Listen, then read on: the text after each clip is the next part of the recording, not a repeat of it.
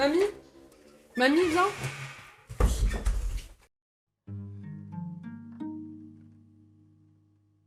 Les espaces perdus. Je suis une fille de la campagne, née ici à La Hautière. Mes parents agriculteurs et mon frère et moi, on s'entendait très très bien tous les deux et on s'entend toujours bien. Alors, comment je te dirais ça? Mes parents ont beaucoup travaillé. Mes grands-parents étaient ici à La Hautière avant mes parents. Ils tenaient la ferme.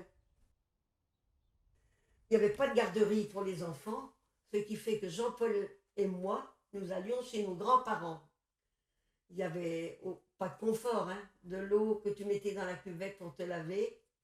Et puis c'est tout, laver dans l'évier, un évier quand même, hein, voilà. Jean-Paul, mon frère, avait 2 ans, moi j'en avais 5. Il n'y avait pas de couches comme maintenant.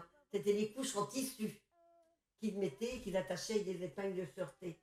Jean-Paul dormait avec mon grand-père et moi avec ma grand-mère.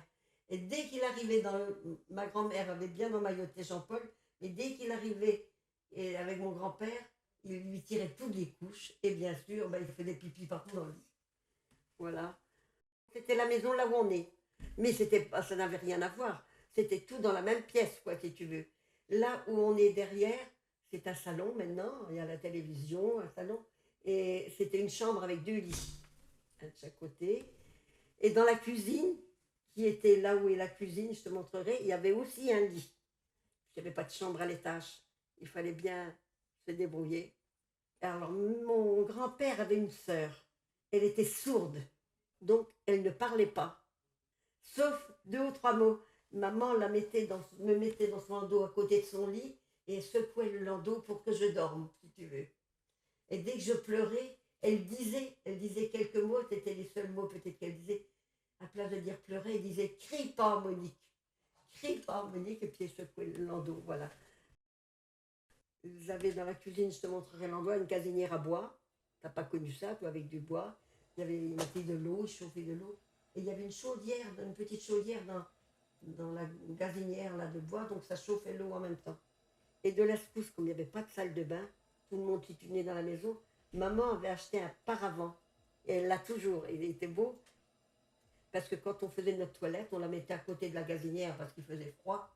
Le bac d'eau, à côté de la gazinière et le paravent, et on faisait notre toilette là. C'est en 3 pans. Il a servi pour les pièces de théâtre à Florent parce qu'il l'avait demandé. Et donc ce paravent a servi pour nous cacher quand on faisait notre toilette. C'était en bois verni, hein. Enfin il n'était peut-être pas verni, mais couleur verni. Et c'était du tissu, mais je sais même pas trop s'il n'est pas là, je dirais à Jeannot de le chercher. Maman avait acheté un grand bac quand même, en bac en plastique, comme il y a encore maintenant souvent que tu vois des grands bacs. On chauffait l'eau, on mettait dedans et on se lavait comme ça, il y avait le paravent pour nous cacher.